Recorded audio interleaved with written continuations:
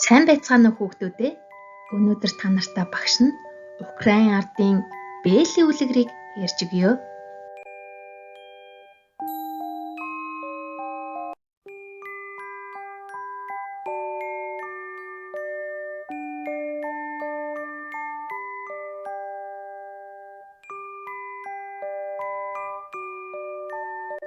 Цас бутарсан өвлийн нэгэн сайхан өдөр өвгөн ойгоор явж байв.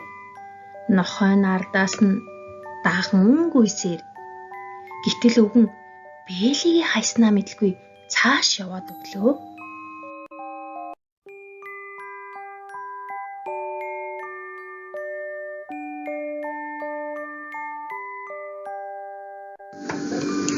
Гэтэл холхон гүйж гарч ирээд бээлийг хармагцаа. Би энд амьдрнаа гэж хэлээд дотор нь шургаад орчихов.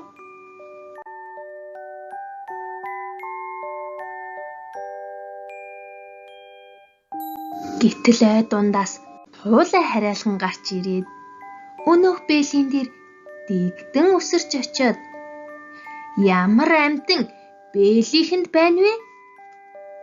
Гэхэд нүхэнд амьдардаг хулхан байна. Харин чи хэн бэ?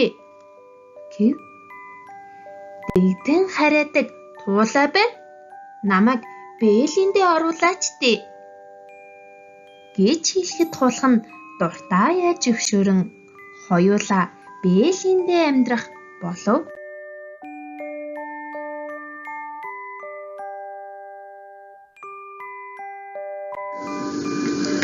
Үнэг бас явж байгаад бээли дээр гүйгээд ирэв. Бээлийнхэнд ямар амьтан байна вэ? Гэхэд нүхэнд амьдардаг хулхан дэгдэн хараадаг туулай байна. Харин чи хэн бэ? Үнэг их чинь байна. Намайг цуг амьдрахыг зөвшөөрөөч дээ. Гэтэл тэг хэмээн дуртай зөвшөөрөн бээлиндээ оруулав.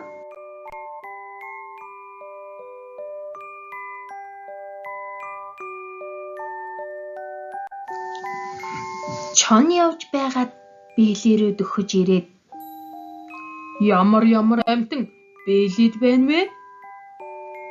Энд нүхэнд амьдардаг хулхан дэгдэн хараадаг туулай үнэг ихч 3 байна. Харин чи хэн бэ? Би чон ахан байна. Намайг цуг амьдрахыг зөвшөөрөөч дээ. Бололгүй яах вэ? Тэг гэхэд чон шурган ороод дөрүүлээ наашаачгүй цаашаачгүй шахалдан сууцгааж байв.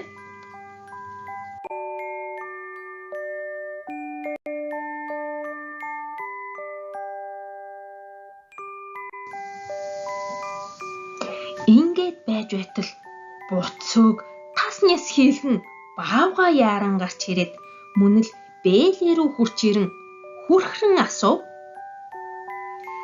Ямар амьтан энэ бээлийнхэнд байна? Энд нүхэнд амьдардаг хулхан дэгдэн хараадаг туулай үнэг ихч чон ах 4 байна. Харин чи хэн бэ? Та нар чи ямар олуулаа байх юм бэ? Би бол май хүрэн баавга байна. Намайг бас бээлидээ оруулцгалдаа дөхүү? Чамайг бид хаана багтаах юм бэ? Ийм зайгүй байхад яаж хийж байгаад багтцгаая л доо. За ордоо харин чи захтан л байж бай. Баавга шурган ороод тэд тавуулаа болчихов. Тэд нар маш их шахталсан бээлийг яг л хагарах гэж байгаа мэт байв.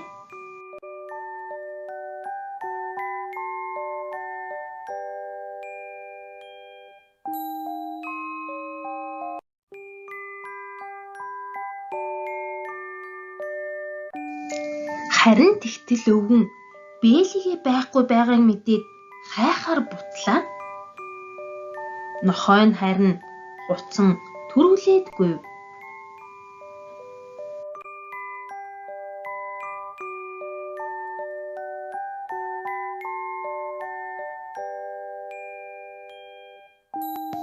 хоо хуцах чимээ гарч бээлийн доторх амьтад айгаад бээлийнээс үсрэн гарч гүйн алга болцгоо.